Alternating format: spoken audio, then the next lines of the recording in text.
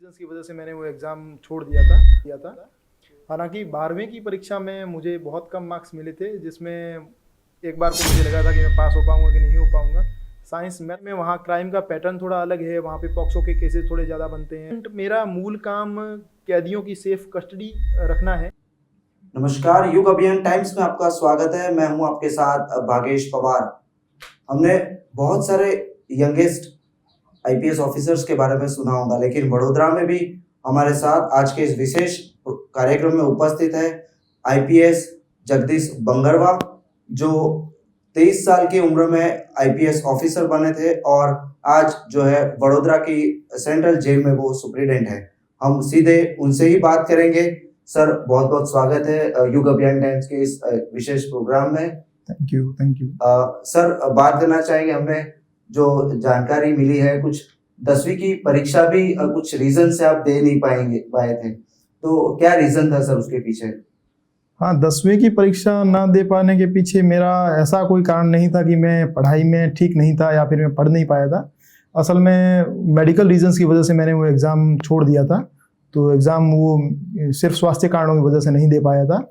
हालांकि 12वीं की परीक्षा में मुझे बहुत कम मार्क्स मिले थे, जिसमें एक बार को मुझे लगा था कि मैं पास हो पाऊंगा कि नहीं हो पाऊंगा। साइंस मैथ्स सब्जेक्ट था मेरा 12th में, उसमें मुझे गणित विषय में 38 मार्क्स मिले थे आउट ऑफ 100। पास होने के लिए 33 मार्क्स चाहिए, तो जस्ट मैं पास ही हुआ था। ऐसे में मैं अभ्यर्थियों से यही कहना चाहूँगा कि हो सकता है कि 10वीं या 12वीं के मार्क्स आपके 90% या 95% ना हो, लेकिन उन मार्क्स के आधार पे आपको ये सोचने की कतई आवश्यकता नहीं है कि मैं यूपीएससी क्लियर कर पाऊंगा या फिर सिविल सर्विसेज के मैं योग्य हूँ या नहीं हूँ। ऐसा ज़रूरी नहीं है कि आपके मेरिटोरियस मार्क्स हों 10वीं या 12वीं कक्षा में तो ही आप यूपीएससी में सिविल सर्विसेज के लिए योग्य हैं, वरना नहीं है।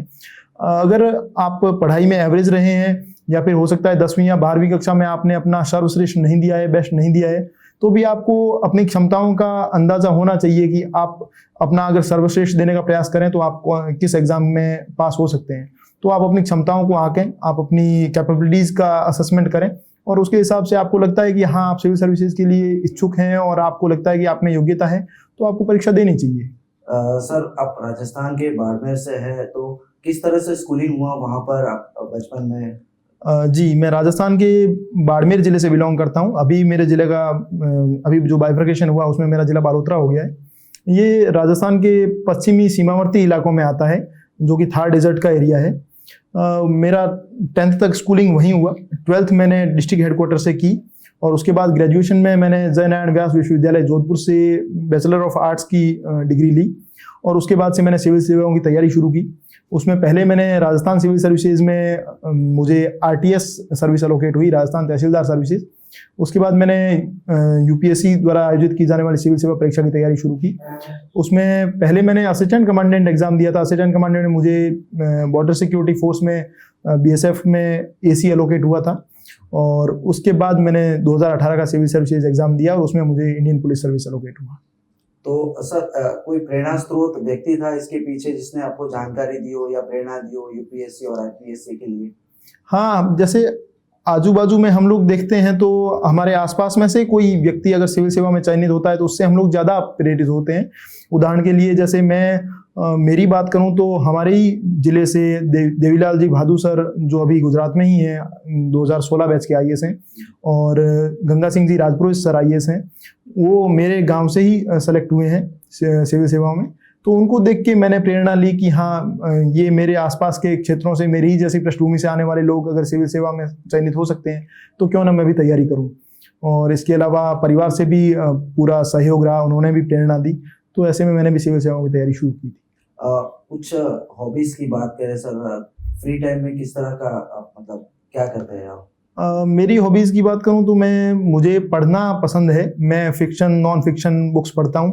इसके अलावा मूवीज़ देखना पसंद करता हूं और वेब सीरीज़ देखना पसंद करता हूं। जैसे कोई भी अगर आप नौकरी कर रहे हैं या आप तैयारी कर रहे हैं तो आपका अगर दिनचर्या थोड़ी व्यस्त है, थोड़ी हेक्टिक है, तो आपकी कोई ना कोई हॉबी ज़रूर होनी चाहिए ताकि आप अपने व्यस्त दिनचर्या में खुद के लिए समय निकाल पाएँ और खुद के जो तनाव है उसको दूर कर पाएँ। उसके लिए कोई ना कोई हॉबी को परस्यू करना ज़रूरी है। तो मेरी सलाह है कि हॉबी आपकी कोई भी हो सकती है, सिंगिंग, डांसिंग, पढ़ना, लिखना, मूवीज़ देखना, लेकिन कोई ना कोई हॉबी ऐसी होनी चाहिए जो आपको थोड़ा सा तनाव मुक्त करने में मदद करे। सर आईपीएस जब आप बने होंगे फर्स्ट, वो बहुत ही मतलब खुशी का उस समय माहौल होगा। कैसा दिन रहा पहली बार जब पोस्टिंग पर जाना होगा डेपुटेशन पर? हालांकि इतना कोई एक्साइट करने वाला पल नहीं होता है कि आपको पता रहता है, क्योंकि एक लंबी प्रक्रिया रहती है जिसमें प्रीलिम्स पास करते हैं, फिर आप मेंस पास करते हैं, फिर आप इंटरव्यू देते हैं। तो हालांकि थोड़ा बहुत दिमाग में होता है कि हो सकता है सिलेक्शन हो जाए, तो अचानक से शॉक लगे ऐसा तो कुछ नहीं होता है, लेकिन फिर भी थोड़ी बहुत खुशी होती है कि जिस चीज़ की आप तैयारी कर रहे थे वो मूर्त रूप में कम से कम आप पा लेते हैं। तो बेशक खुशी का माहौल रहता है। और जब मैंने पहली बार ज्वाइन किया तो दिसंबर का टाइम था और मैंने फाउंडेशन कोर्स स्किप किया था, और फाउंडेशन कोर्स स्किप करने के बाद में मैंने सीधा हैदराबाद में ज्वाइन किया था। तो नए अभ्यर्थी मेरे साथ में जो थे उनको देख के तो कुल मिला के अच्छा माहौल था, अच्छी फीलिंग थी कि हाँ, जिसकी तैयारी की थी बचपन से और सोचा था छोटे उम्र से ही कि इस सेवा में जाना है, उस सेवा में फाइनली आप आने के बाद अच्छा महसूस किया था मैंने। और सर जहाँ तक बात करें, कुछ मुश्किलें आती है यूपीएससी के तैयारियों के टाइम जब हिंदी मीडियम से कोई माध्यम से कोई विद्यार्थी जाता है तब? मैं हिंदी मीडियम से ही रहा हूँ। मेरा शुरुआती स्कूलिंग से लेके यूपीएससी तक का माध्यम हिंदी रहा है।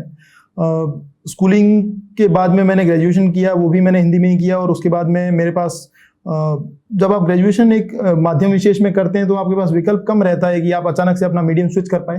तो मैंने निर्णय लिया कि हिंदी मीडियम से ही मुझे सिविल सेवाओं की परीक्षा की तैयारी करनी है। हालांकि थोड़ा सा अपेक्षाकृत रूप से चुनौतीपूर्ण रहता है हिंदी माध्यम में सिविल सेवाओं की तैयारी करना। अंग्रेजी माध्यम में आपके पास लेटेस्ट जो क्वालिटी वाला मटेरियल है, रीडिंग मटेरियल, वो आप उपलब्ध रहता है आपके पास, लेकिन हिंदी माध्यम में उतना गुणवत्तापूर्ण अध्ययन सामग्री आपके पास उपलब्ध नहीं रहती है। तो ऐसे में आपको कई बार अंग्रेजी में अध्ययन सामग्री को पढ़ के उसका अनुवाद करके फिर उसको पढ़ना पड़ता है, फिर उसको लिखना पड़ता है। तो थोड़ा सा हालांकि चुनौतीपूर्ण रहता है, किंतु पिछले कुछ वर्षों में हिंदी माध्यम का परिणाम भी थोड़ा सकारात्मक रहना शुरू हुआ है।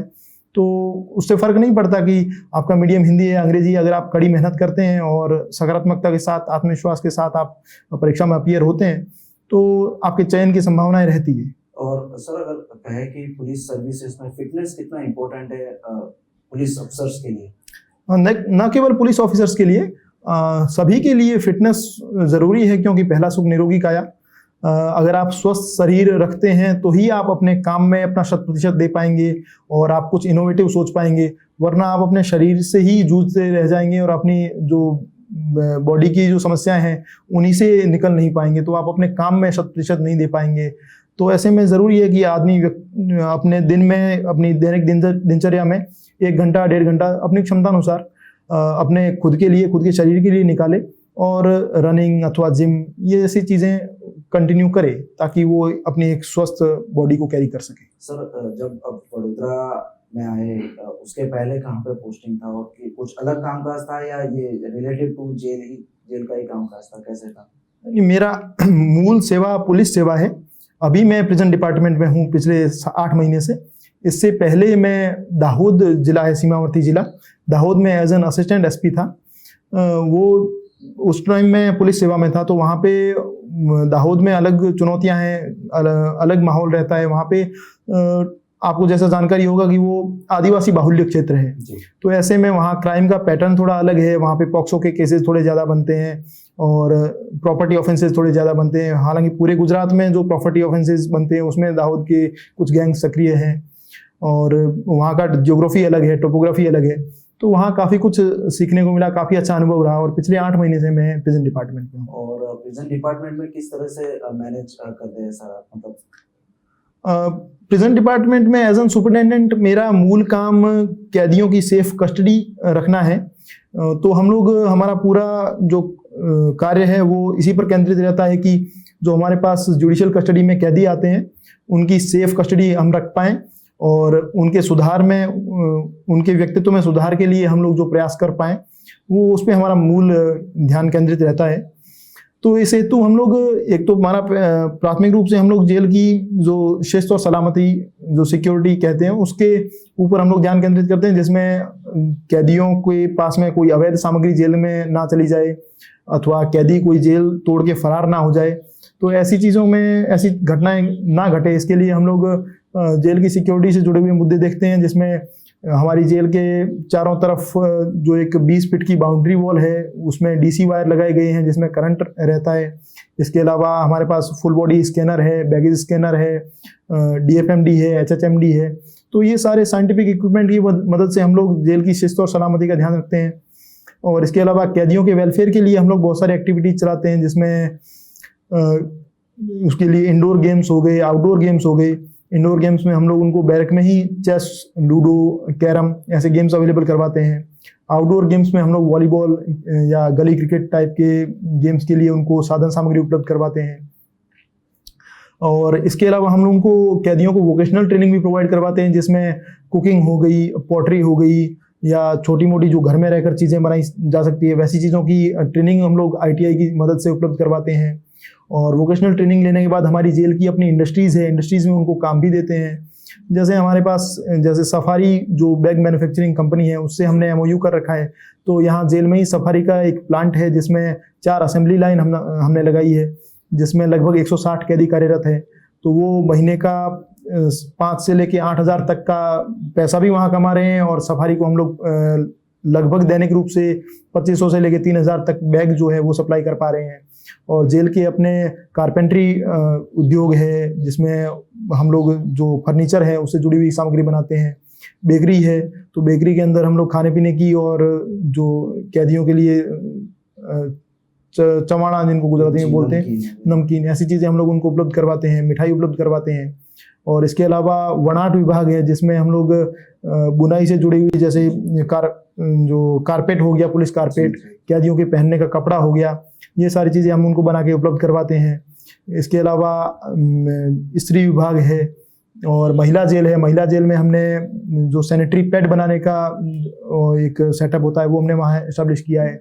इसके अलावा हमने उनको स्विंग मशीन भी दी है जिससे वो बैग वगैरह बनाती हैं। तो जेल में बहुत सारी एक्टिविटीज़ हम लोग चलाने में फोकस करते हैं जिससे कि कैदी बाहर जाके अपनी आजीविका ढूंढ पाए और पुनः अपराध की दुनिया में ना प्रवेश करे और एक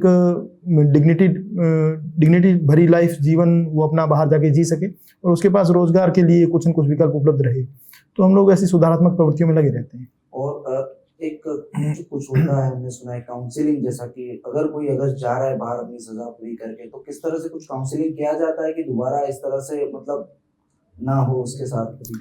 इसके लिए हाँ, काउंसलिंग के लिए हमने जेल में राष्ट्रीय रक्षा यूनिवर्सिटी है गुजरात में, उनकी मदद से एक साइको सोशियो केयर सेंटर यहाँ जेल में एस्टेब्लिश किया है। इसमें हमारे पास RRU से 2 या 3 साइकोलॉजिस्ट हमारे पास नियमित रूप से विजिट करते हैं। जिस भी कैदी को जो कि अवसाद में ग्रस्त है या फिर तनाव से जूझ रहा है या किसी भी प्रकार की मानसिक समस्या से जूझ रहा है तो उनको हम लोग काउंसलिंग के लिए लेके आते हैं उनके पास। और इसके अलावा कैदियों का कॉमन काउंसलिंग भी करते हैं ताकि वो अपराध की दुनिया से दूर रहें और उनकी जो भी प्रॉब्लम्स हैं उनके लिए हम उनको काउंसलिंग प्रोवाइड करवाते हैं। और सर जैसे यूपीएससी के एग्जाम्स है, क्या कहना चाहेंगे लोगों जो युवा है उनके लिए कि किस तरह से यूपीएससी के एग्जाम की तैयारी करनी चाहिए या कोई? यूपीएससी की परीक्षा की तैयारी की बात की जाए तो यो एक दिन में तैयारी कर लें या एक महीने में तैयारी कर लें ऐसी बात नहीं है। इसके लिए आपको एक लंबी सोच रख के एक लंबे समय के लिए आपको खुद को प्रिपेयर करना पड़ता है जिसमें लगभग 1.5 से 2 साल का समय मेरे हिसाब से लगता है। इसमें सर्वप्रथम आपको एनसीईआरटी जो होती है 6ठी से 10वीं क्लास अथवा 6ठी से 12वीं क्लास की एनसीईआरटी जिसमें ह्यूमैनिटीज़ के सब्जेक्ट हो गए, history, geography, political science, economy, sociology, ये सारे सब्जेक्ट की एनसीईआरटीज़ आप उठाएं, आप उनका रिवीजन करें और उसके बाद आप स्टैंडर्ड बुक्स पे जाएं। जैसे पॉलिटी के लिए M लक्ष्मीकांत हो गई या मॉडर्न हिस्ट्री के लिए विपिन चंद्रा हो गई या इकोनॉमी के लिए रमेश सिंह हो गई। वो आपको कॉमन सी बुक्स हैं, वो आपको किसी भी वेबसाइट पे ऑनलाइन मिल जाएंगी। पहले आप एनसीईआरटी से अपना बेसिक्स कवर करें, बेसिक कॉन्सेप्ट क्लियर करें, उसके बाद आप स्टैंडर्ड बुक्स पे जाएं और उसके बाद आप यूपीएससी का जो प्रीवियस ईयर क्वेश्चन पेपर्स हैं वो देखें और उसमें जो एग्जाम में प्रश्न पूछे जा रहे हैं उनका पैटर्न समझें कि यूपीएससी की डिमांड क्या है और उसके बाद ज़्यादा से ज़्यादा मॉक टेस्ट सॉल्व करें।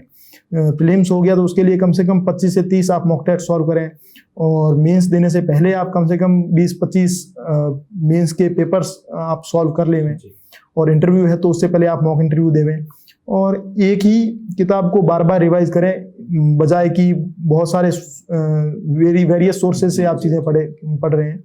तो इसकी बजाय मेरी सलाह यही है कि एक ही चीज़ में एक ही बुक से बार बार चीज़ें रिवाइज करें और ज़्यादा से ज़्यादा प्रैक्टिस करें। तो इससे आपको यूपीएससी की तैयारी में बेशक तौर पर फायदा मिलेगा। सर, हर आईपीएस आईएएस का एक होता है, एक ध्येय होता है कि वो समाज में, व्यवस्था में कुछ बदलाव लाए। कुछ आप क्या बदलाव लाना चाहेंगे, अगर आप लाना चाहते हैं? मैं भारतीय पुलिस सेवा में हूँ, तो फिर पुलिस में अगर मैं बात करूँ तो पुलिस की लोगों के मन में पुलिस को लेके एक स्वाभाविक सा डर रहता है। तो मैं चाहता हूँ कि लोगों का, आम जनता का पुलिस से जो दूरी है वो थोड़ी सी कम हो, वो अपनी समस्याओं को पुलिस स्टेशन तक लाने में घबराए नहीं, और पुलिस का लोगों से जो दूरियां और डर है वो भर पाए और वो कम से कम रहे, और लोग खुल के अपनी समस्याओं को लेके पुलिस तक पहुंचे और पुलिस उनका त्वरित समाधान करने का प्रयास करे। ऐसा माहौल में बनाने की दिशा में गुजरात पुलिस को और भारतीय पुलिस को लेके जाना चाहूँगा। और कोई मैसेज युवाओं के लिए, ताकि वो ज़्यादा से ज़्यादा युवा जो है यूपीएससी के लिए, या गुजरात में तो जीपीएससी भी, उसके लिए तैयारी करें, कोई मैसेज देना चाहेंगे? आजकल बहुत सारे युवा मैं अपने आसपास में देखता हूँ, तो सोशल मीडिया के चक्कर में जैसे इंस्टाग्राम पे रील्स देखते रहेंगे, या फेसबुक पे या यूट्यूब पे बहुत सारे डिस्ट्रैक्शंस है, तो अपना कीमती समय उसमें बर्बाद करते रहते हैं।